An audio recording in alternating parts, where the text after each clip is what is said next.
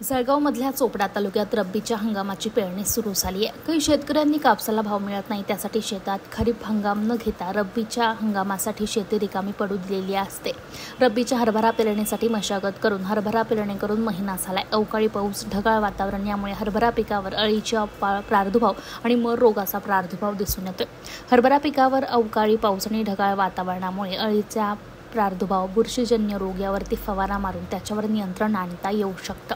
मात्र हरभरावर मर रोगच्या प्रादुर्भावामुळे 25% पिकावर मर रोगाचा प्रादुर्भाव आहे, तर मर रोगामुळे शेतकरी चिंतेत आहे। कापसाला भाव नसल्यामुळे कापूस पेरणं बंद केलंय, तसंच शेती अशीच रिकामी पडू दिली। रब्बीचा हरभरा घेऊन उत्पन्न मिळेल अशी अपेक्षा असताना हरभरा पिकावर अळीचा प्रादुर्भाव, बुरशीजन्य रोगाचा प्रादुर्भाव, मर रोगाचा प्रादुर्भाव असे एका पाठोपाठ एक संकट येते। त्यामुळे हरभरा उत्पादक शेतकरी सध्या संकटात सापडल्याचं दुर्दैवी चित्र पाहायला मिळते। हरभरा पेरण्याला एक महिना झाला। आता 1 महिन्यामध्ये ते पाऊस आल्यानंतर त्याच्यावर बुरशी मर नावाचा रोग आला आहे आणि जवळजवळ आता या शेतामध्ये 25% मर जाड झालं आहे।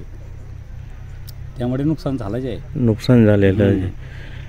याच्यावर अजून अळीचा प्रादुर्भाव अळी तर आहेच। अळीचं मर फवारणी मारून कंट्रोल करून घेऊ, पण हे मर रोग कंट्रोल होऊ शकत नाही। सध्या मग आता काय शेतात काम चालू आहे? शेतात आता ही फवारणी चालू आहे। बुरशीनाशक फवारणी मारतोय, अळीनाशक मारतोय आणि खर्च भरपूर होतो। काय परवडत नाही आणि भाव बी नाही। भाव बी नाही। याच्या आधी रब्बीमध्ये काय घेतलं या शेतात? आधी असंच पडलेलं होतं।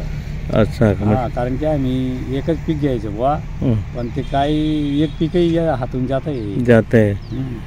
म्हणजे कापसाला भाव नसतो, तर त्यामुळे कापूस पेरणं बंद करून टाकलं। आता आणि ह्या हरभऱ्यालाही भाव नाही, कारण की आता शासनाने काय केलं, ते पिवळा वाटाणा आयात करून घेतला। त्यामुळे हरभऱ्याचे, कडधान्याचे सगळेच भाव पडले आणि त्याच्यात निसर्ग साथ देत नाही। अच्छा, म्हणजे शेतकऱ्यांना हे फार वाईट दिवस आले। शासन आणखी कर्जमाफी करत नाही आणि शासन कर्जमाफी करत नाही, काही विमा देत नाही, काहीच देत नाही, फक्त आश्वासन देत बस।